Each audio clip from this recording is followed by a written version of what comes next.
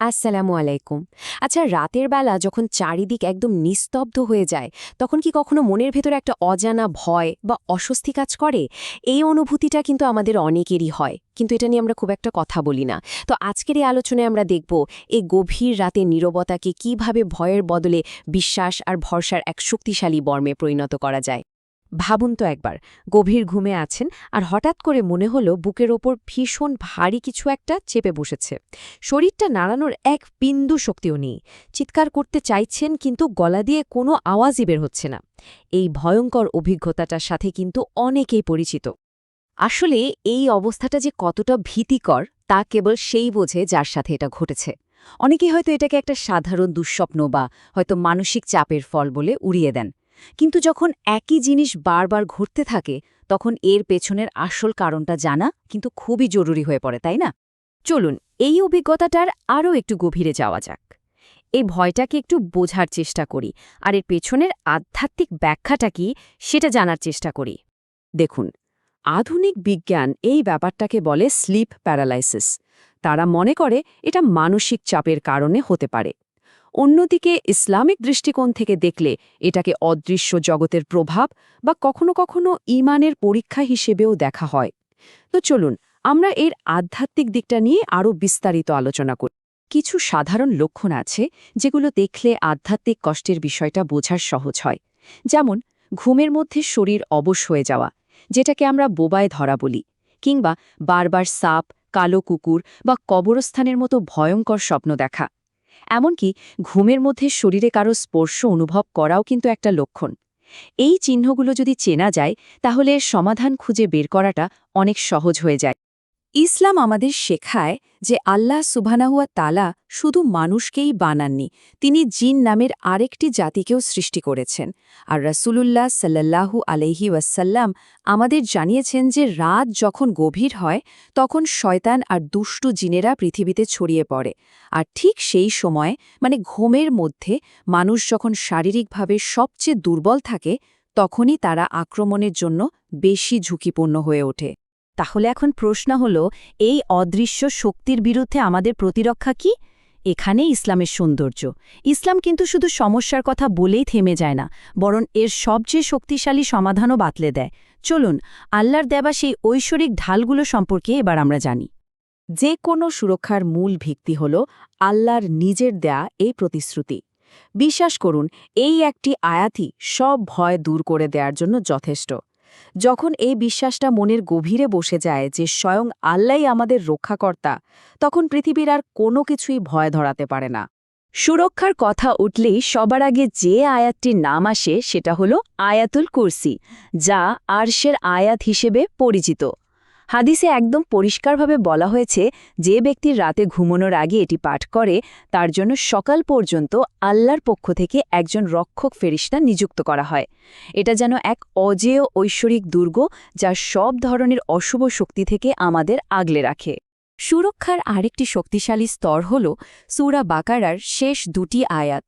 আমাদের নবী সাল্লাল্লাহু আলাইহি ওয়াসাল্লাম শিখিয়েছেন যে রাতে এই দুটি আয়াত পাঠ করাই সব ধরনের মন্দ, ক্ষতি আর দুশ্চিন্তা থেকে বাঁচার জন্য যথেষ্ট। আর এই যথেষ্ট শব্দটার মধ্যেই কিন্তু এর গভীরতা আর পরিপূর্ণতা লুকিয়ে আছে। এই ঐশ্বরিক সুরক্ষার মধ্যে অন্যতম হল তিনকুল। এটা কিন্তু নবী সাল্লাল্লাহু আলাইহি ওয়াসাল্লামের একটা অত্যন্ত গুরুত্বপূর্ণ রাতের আমল ছিল। এই তিনটি সূরা জাদু, কুদৃষ্টি আর শয়তানের কুমন্ত্রণা থেকে সুরক্ষা দেওয়ার জন্য এক কথায় অসাধারণ। এর মধ্যে প্রথমটা হল সূরা আল ইখলাস। এই সূরাটা হল আল্লাহর একত্ববাদের এক নিখুঁত ঘোষণা। আর তাওহীদের এই শক্তি যখন কারো অন্তরে থাকে, তখন সেটাই কিন্তু যে কোনো শিরক বা কুফরি শক্তির বিরুদ্ধে সবচেয়ে বড় ঢাল হয়ে দাঁড়ায়।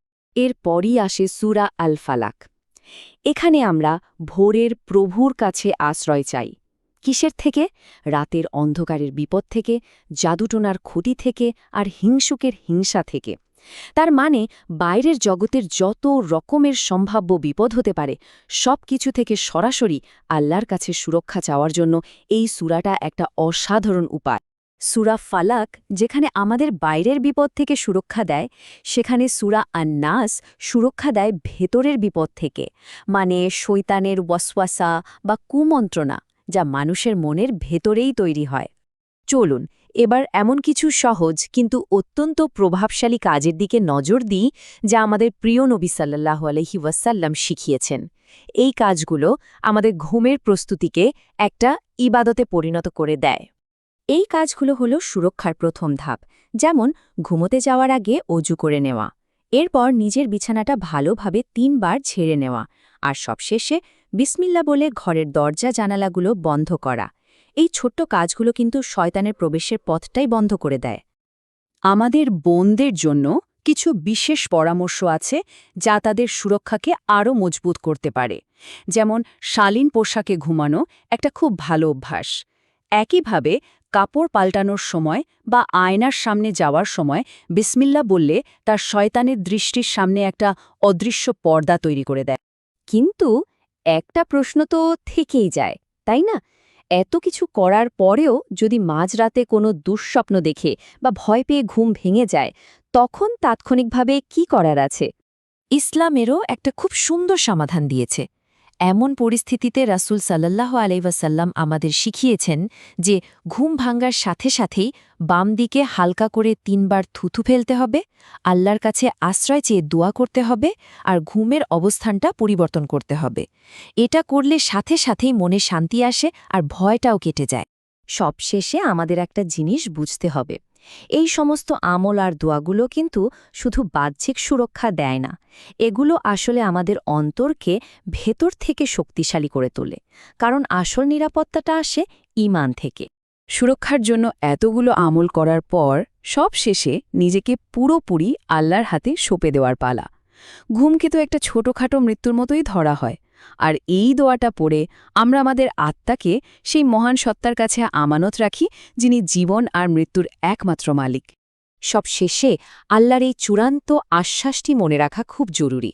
অনেক সময় ভয়টা শয়তানের চক্রান্তকে আমাদের কল্পনায় অনেক বড় করে তোলে, কিন্তু একজন মুমিন যখন আল্লাহর কালাম আর রাসূলের শেখানো দোয়ার বর্ম পড়ে নেয়, তখন শয়তানের সব কৌশল কুরআনের ভাষ্যমতে আসলেই অত্যন্ত দুর্বল হয়ে পড়ে। তাই আসল কথা হল, সবচেয়ে বড় আর নিরাপদ দুর্গটা কোনো দালান বা দেয়াল দিয়ে তৈরি নয়, বরং সেই হৃদয় দিয়ে তৈরি, যা সবসময় আল্লাহর স্মরণে ব্যস্ত থাকে। যখন একটা অন্তর আল্লাহর জিকিরে পরিপূর্ণ থাকে, তখন সেখানে অন্য কোনো অশুভ শক্তির জায়গা হয় না। তাহলে মূল কথাটা কি দাঁড়ালো? ভয় কেবলই একটা অনুভূতি, কিন্তু বিশ্বাস হল আমাদের সবচেয়ে বড় অস্ত্র। যে হৃদয়ে আল্লাহর স্মরণ জীবন্ত থাকে, সেখানে কোনো অশুভ শক্তি টিকতে পারে না। রাতের এই সহজ আমলগুলো যদি দৈনন্দিন অভ্যাসে পরিণত করা যায়, তাহলে প্রত্যেকেই আল্লাহর পরিপূর্ণ সুরক্ষার দুর্গে আশ্রয় নিতে পারে।